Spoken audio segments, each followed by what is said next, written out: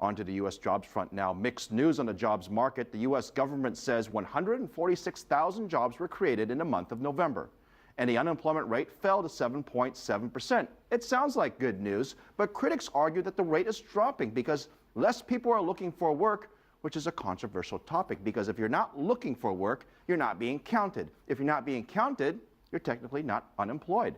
Retail and hospitality sectors did well. Regardless, the markets enjoyed the numbers. Karina's got more on that later. And Superstorm Sandy did not have the feared impact that many thought. The bottom line is the jobs numbers were better than expected. Now, earlier today, the U.S. Secretary of Labor, Hilda Solis, sat down with Ananda Naidoo to discuss the U.S. administration's reaction to the latest jobs figures. I think it continues to show that we have seen continued steady growth in an economy that is repairing itself. So we know that we still have much more to do. I'm happy to see that there again is growth in areas in retail industry and in professions of business, and also in leisure and hospitality.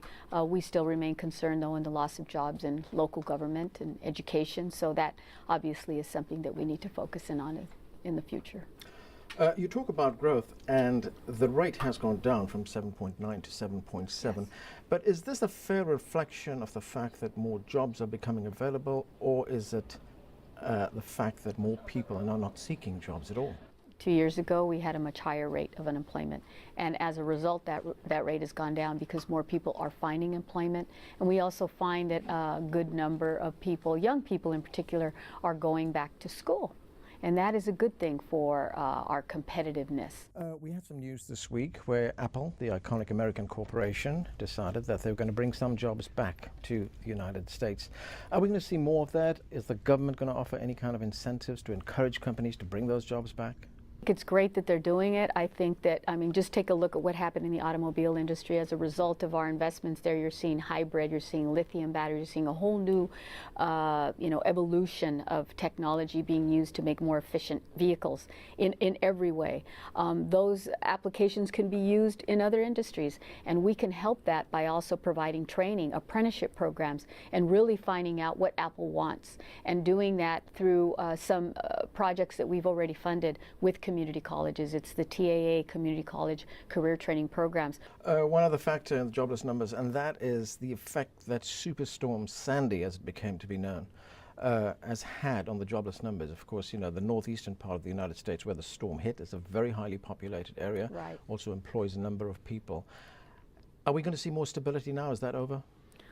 I don't think it's over yet, no. In fact, I know that through my department, we've already issued about $47 million for national emergency grant assistance. That's to help provide assistance in the cleanup to hire up dislocated workers or unemployed workers, and also providing unemployment insurance benefits to people who have lost their jobs as a result of this. So we have yet to receive all that information, all that data. We do know that about 1 million people were not working when this hurricane hit. So we know that will probably show up possibly later on in another report. But we have a lot to do. Secretary, one quick final question. Are you seeing the unemployment numbers affect certain sectors of the population more than others? Well, we know that there are different communities that are impacted more than others. We know that historically. But I think that overall in the last 2.5 years that we've been working on this, that overall I think across the board you see people getting back into jobs across the board. So whether it's business and professions, healthcare, or whether it's hotel, restaurant, retail, you see that there is a more confidence there. And that's what I'm happy about right now, to say that at least in this report the consumer confidence is up.